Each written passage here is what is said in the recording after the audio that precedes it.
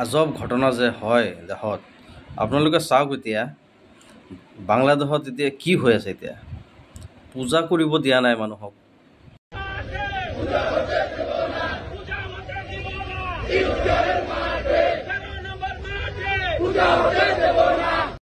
সঁচা কথা যোনটো শ্লোগান মই এইখন ভিডিঅ'ত দেখিলোঁ খুবেই নিন্দনীয় খুব বেয়া আচলতে এনেকুৱা হ'ব নালাগিছিলে বেয়া কৰিছে কাৰণ এটা দেশত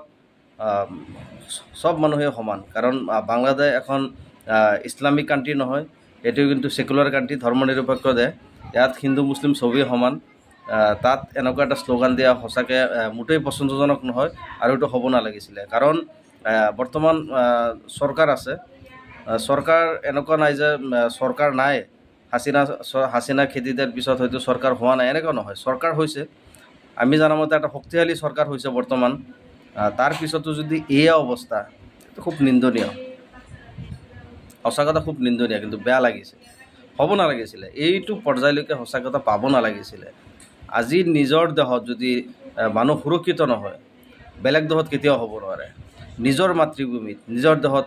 সদায় সুৰক্ষিত থাকিব লাগিছিলে কিন্তু দেখা গৈ আছে যি এটা মানে বিশৃংখলৰ সৃষ্টি দেখা গৈ আছে সঁচা কথাকৈ ক'বলৈ গ'লে চৰকাৰ প্ৰশাসন 100% জগৰীয়া তো অতি সোনকালে এইটো বন্ধ কৰক নহ'লে হয়তো পৰিস্থিতি হয়তো আৰু ভয়াবহ হোৱাৰ পথত দেখা গৈ আছে